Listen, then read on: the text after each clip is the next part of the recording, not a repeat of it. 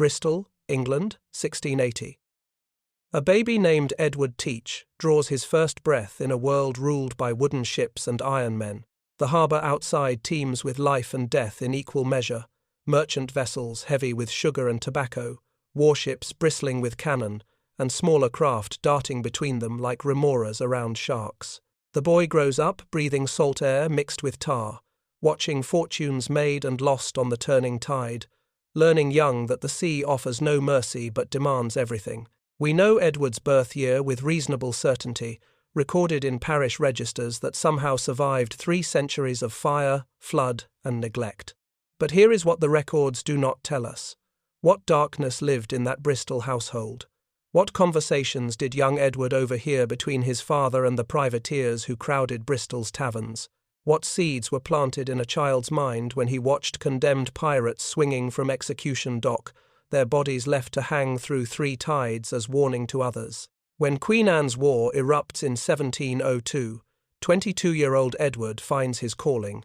England needs privateers, legal pirates with government licenses to hunt French and Spanish vessels in Caribbean waters. It is sanctioned violence, authorized theft, and young Edward takes to it like a shark to blood. The historical record confirms his service, though the specific ships remain frustratingly obscure.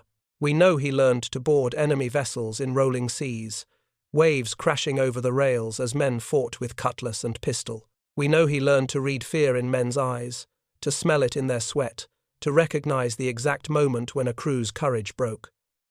But the war ends in 1713 with the Treaty of Utrecht. 10,000 unemployed privateers suddenly find themselves with skills suited only for violence and no legal outlet for their talents. Most return to honest labour, their brief taste of adventure relegated to tavern tales. Others refuse. Edward Teach refuses. He vanishes from the historical record for nearly 3 years. Where did he go? What transformed a privateer into a pirate? The next time we find Edward Teach's name in documented sources, he serves under Captain Benjamin Hornigold in Nassau, that wicked paradise in the Bahamas where pirates govern themselves and honest men dare not tread. The transformation is complete. Whatever happened in those missing years, Edward emerged ready to embrace damnation. Under Hornigold's command, Edward rises with remarkable speed. His towering frame helps sources consistently describe him as 6 feet 5 inches tall, a giant among men who averaged 5.5 feet. But physical size alone does not explain his ascent. Hornigold's crew contains dozens of dangerous men, yet Edward becomes the captain's right hand. He possesses something the others lack. Tactical brilliance married to natural leadership, the ability to make men follow him into hell itself. Together, Hornigold and Teach capture ship after ship through 1716 and early 1717. The historical record provides dates, vessels, cargo manifests the paperwork of piracy. But Edward notices something crucial during these raids, something that separates him from common criminals. Actual combat damages valuable cargo. Fighting kills useful crew members who might be persuaded to join the pirate cause. Battle risks his own men's lives, and dead pirates cannot spend their share of plunder. There must be a better way. Edward begins to understand that the most effective piracy requires no violence at all. If a merchant crew surrenders immediately, everyone profits. The pirates gain intact cargo and potentially new recruits. The merchants keep their lives. Violence becomes waste, inefficiency, amateur hour. Edward tucks this insight away, letting it germinate in his mind like a seed in dark soil. Then, in late 1717, Captain Hornigold shocks his crew by accepting King George's pardon.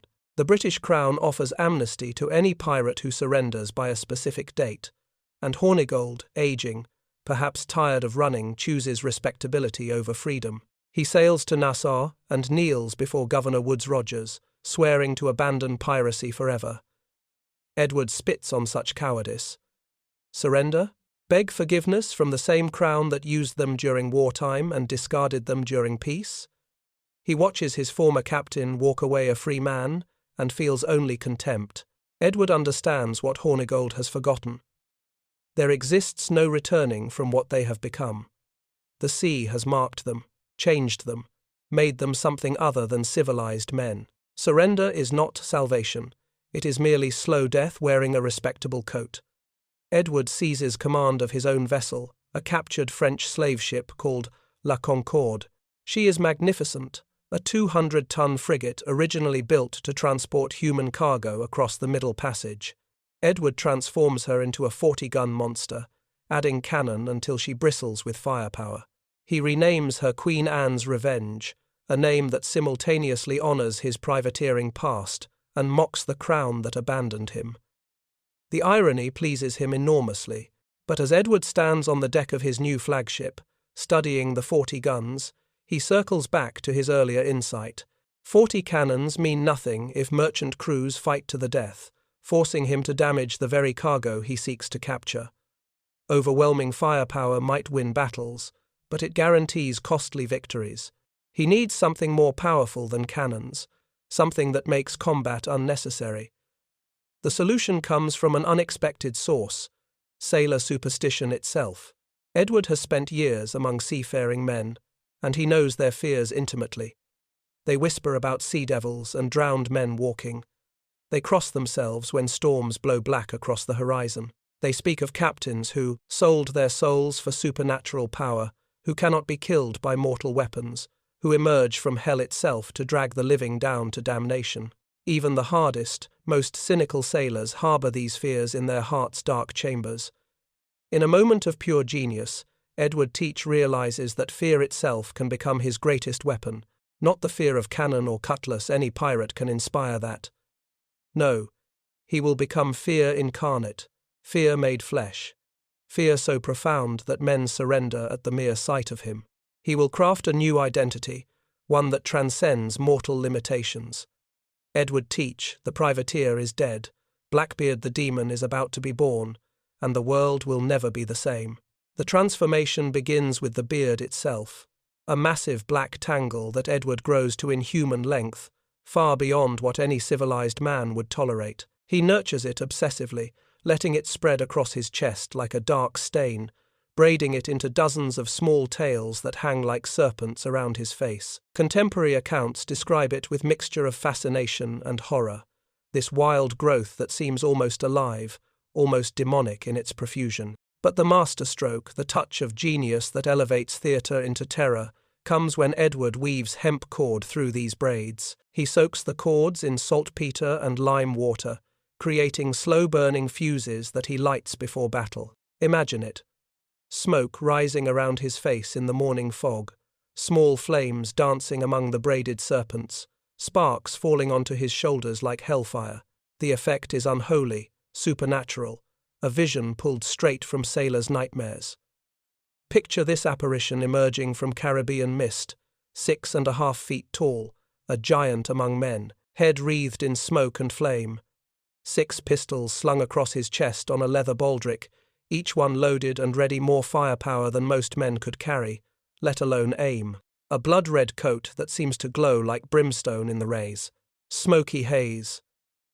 A cutlass at his side, the blade notched from 100 fights.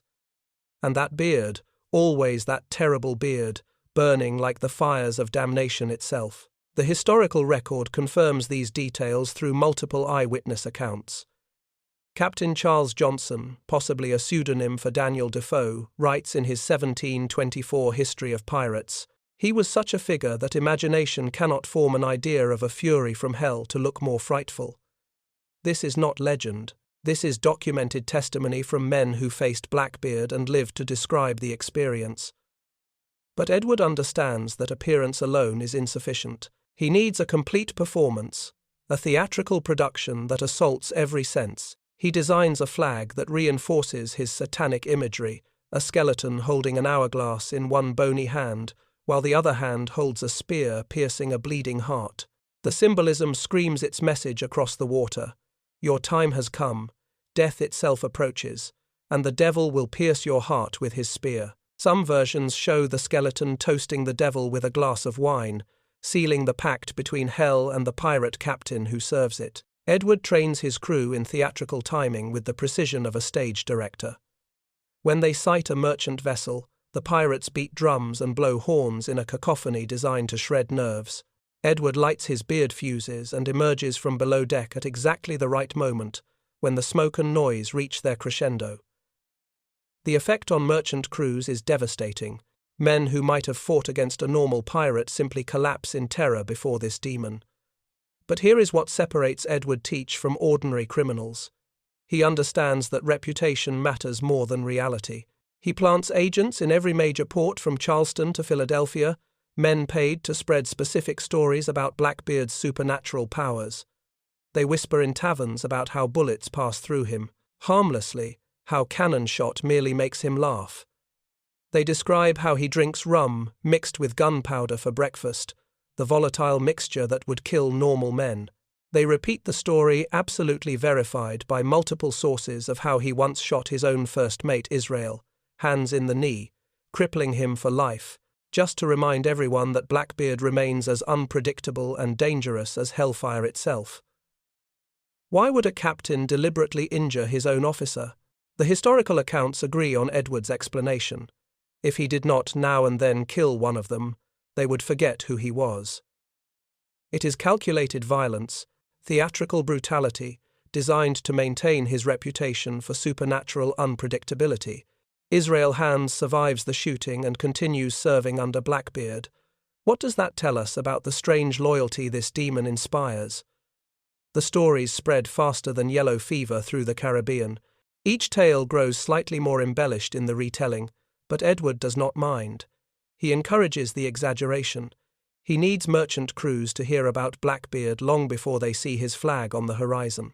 Terror must precede him like an advance scout, softening resistance before the first shot is fired.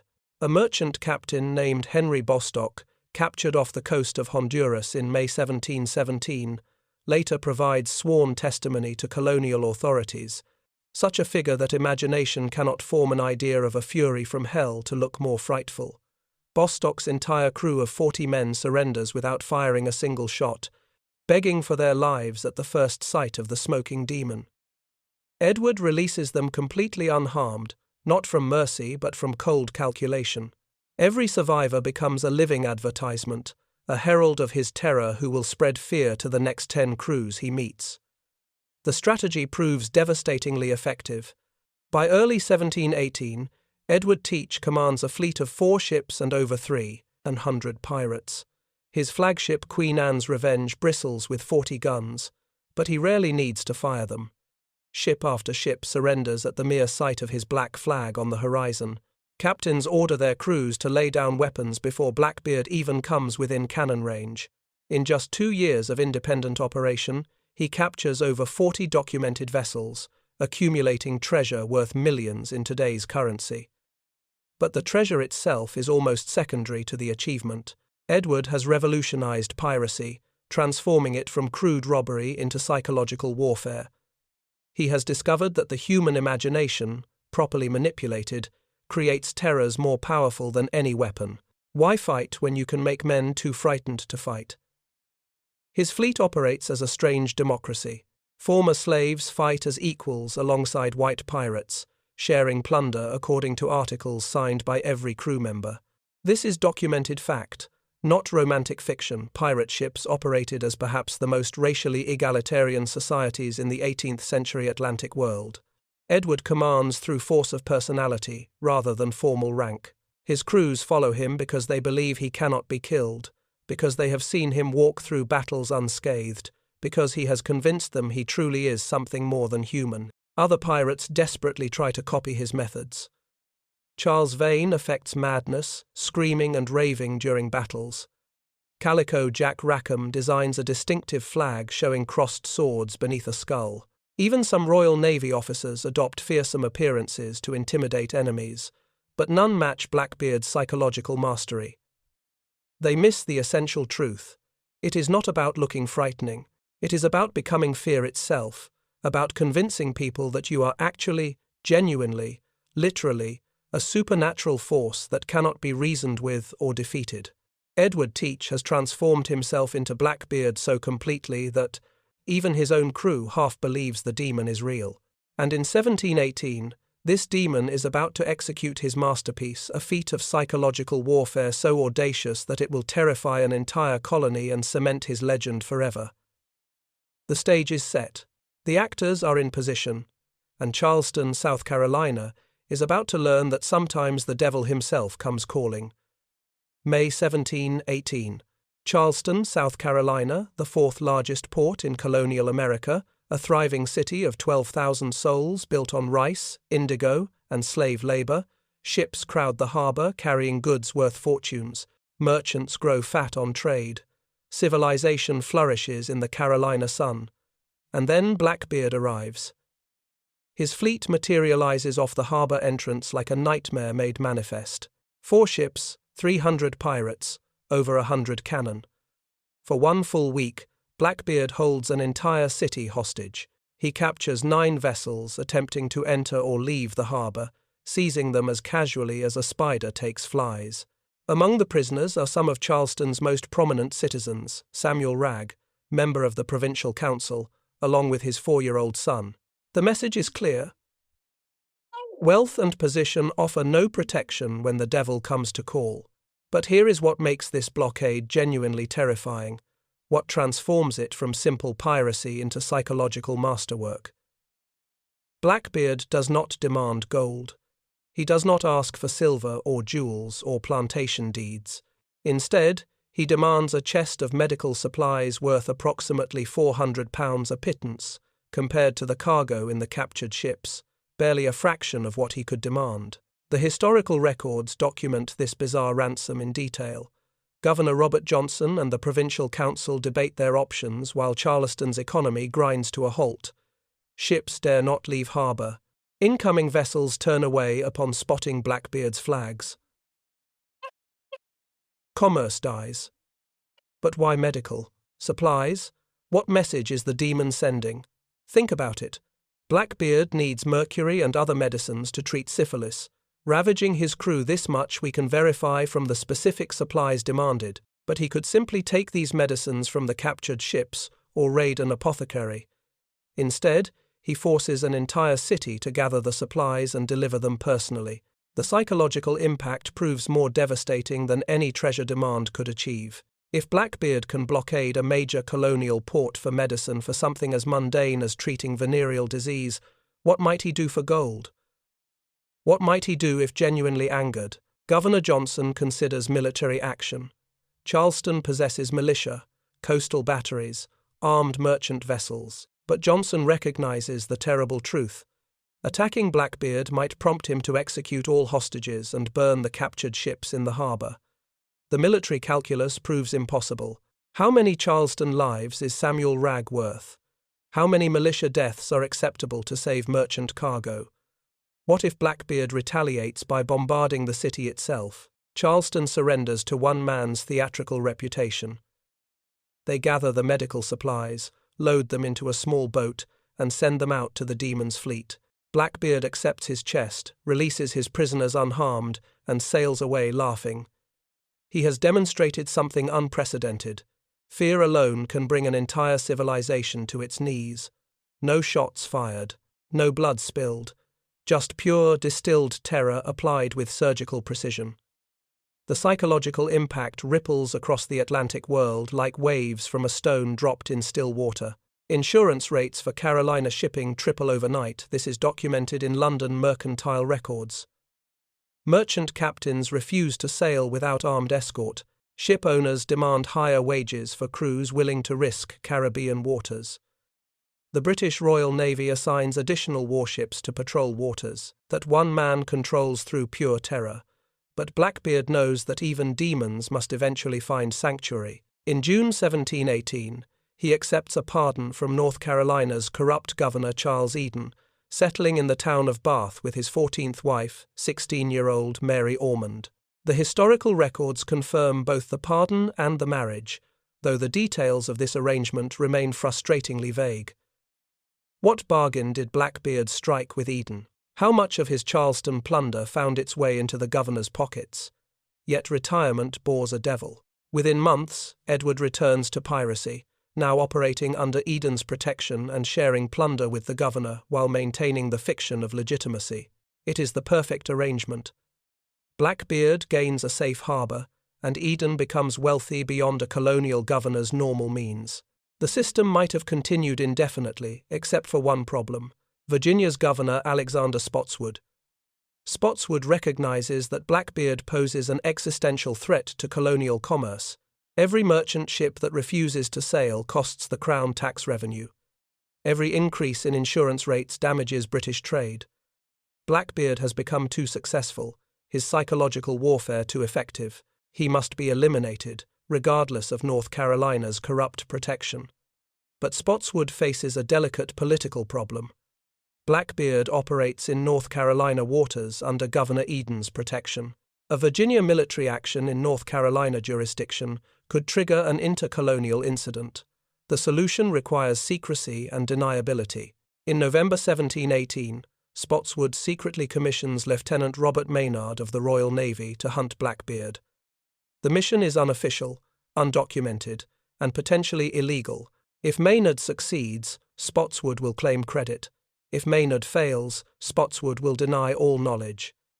Maynard commands 2 small sloops, the Ranger and the Jane, with 57 men total. No cannon, since the shallow waters around Ocracoke Island cannot accommodate armed warships. Just sailors with pistols and cutlasses facing Blackbeard's superior forces. It is a suicide mission against a demon who supposedly cannot be killed. But Maynard possesses something that Blackbeard has forgotten in his years of theatrical success: genuine courage unmarred by superstition. Maynard knows that Blackbeard is flesh and blood, that bullets will pierce him, that steel will cut him, that he bleeds like any other man. The psychological warfare that devastates merchant crews means nothing to a naval officer who refuses to believe in demons. On November 21, 1718, Maynard's forces sail toward Ocracoke Island. Blackbeard anchors there with just 19 men, his fleet dispersed for the winter, his guard down, confident in his reputation for invincibility. He has terrorized the Atlantic world for 2 years. He has captured over 40 ships. He has blockaded a major city. He has become the most feared pirate in history. But dawn is coming, and with it, the final test of whether demons can truly die. Dawn breaks over Ocracoke Island, November 22, 1718. The air hangs thick with morning fog, the kind that clings to skin and muffles sound. Blackbeard stands on the deck of his sloop, Adventure, 19 men beside him, a skeleton crew for the winter months. He drinks rum in the pale light, perhaps sensing something wrong, perhaps simply enjoying another morning of immortality. Then he spots them. 2 sloops emerging from the fog like ghosts. Maynard's vessels, Jane and Ranger, cutting through the shallow waters with grim purpose. The historical accounts agree that Blackbeard shows no fear, no hesitation. He roars at his men. "Damn you for villains! Who are you? And from whence came you?" Maynard identifies himself as an officer of the Crown, come to take Blackbeard dead or alive. Edward Teach lights his beard fuses one final time. Smoke rises around his face in the dawn light. He raises his rum cup in a mocking toast and shouts back, "Damnation seize my soul if I give you quarter, or take any from you." Then he bellows to his crew, "Let's jump on board and cut them to pieces." The Adventures. Cannons roar. The first broadside tears through Maynard's lead sloop with devastating effect, killing 20 men instantly and wounding many more. Blood stains the deck. Screams fill the air. Smoke rolls across the water. For a moment, it seems the demon will triumph again through superior firepower and tactical position. But Maynard has prepared a trap. He orders his surviving men below deck, making his sloop appear abandoned or destroyed. The Jane drifts closer, seemingly helpless, an easy prize. Blackbeard takes the bait. He roars, "They were all knocked on the head, but 3 or 4. Let's board and kill them all." His pirates throw grappling hooks, lashing the vessels together, preparing to swarm across and finish the survivors. 14 pirates board Maynard's sloop, Blackbeard leading them with cutlass drawn and pistols ready. And then Maynard springs his trap. His hidden crew erupts from below deck, over 30 men pouring up through the hatches with weapons ready. The battle becomes a savage melee in the cramped space between deck and rail. Pistol shots crack. Cutlasses ring against each other. Men scream and die in the smoke and confusion. Blackbeard and Maynard meet face to face, the demon pirate and the naval officer, the theatrical genius and the pragmatic soldier. They fire their pistols simultaneously at point-blank range. Maynard feels his hat torn from his head, the bullet passing so close it burns. His own shot strikes Blackbeard's body, drawing blood. But the giant keeps fighting.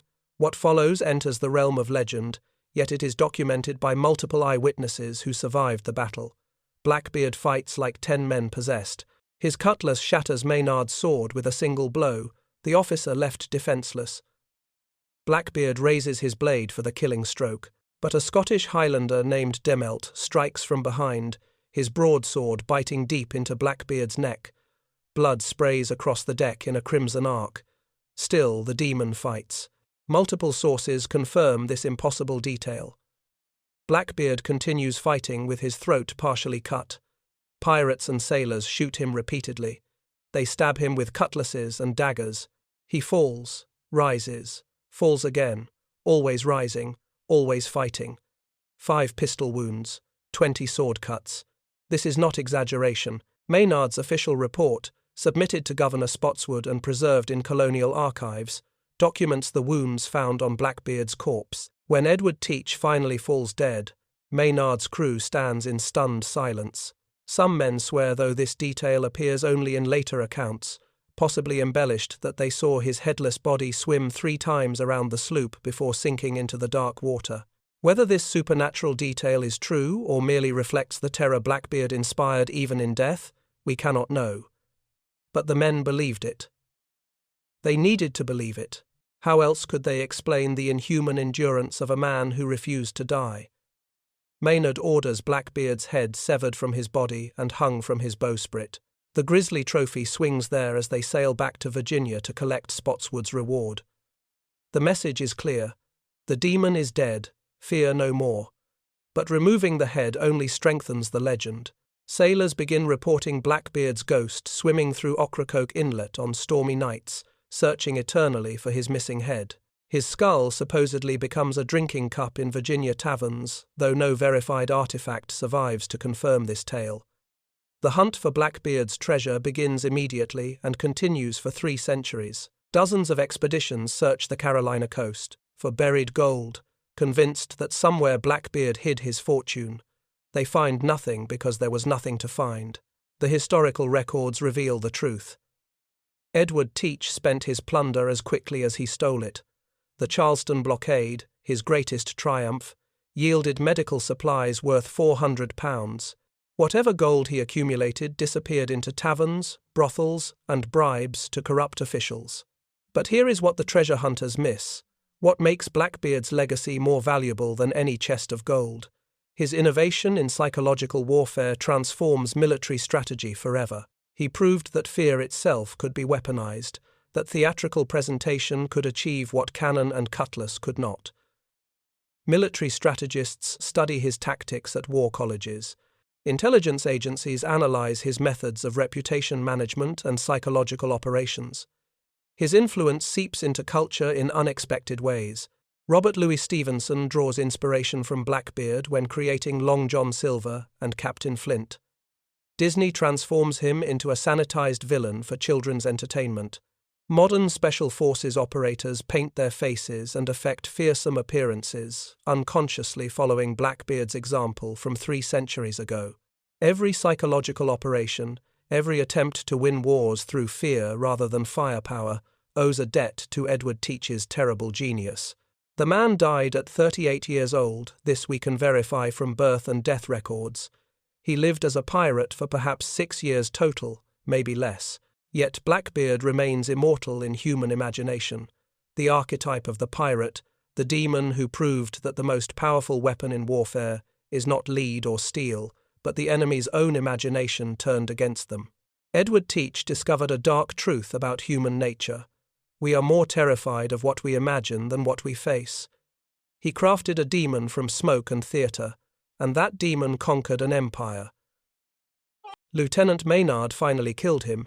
He died hard, requiring 5 bullets and 20 sword cuts to bring down. But the legend he created cannot be killed with any weapon.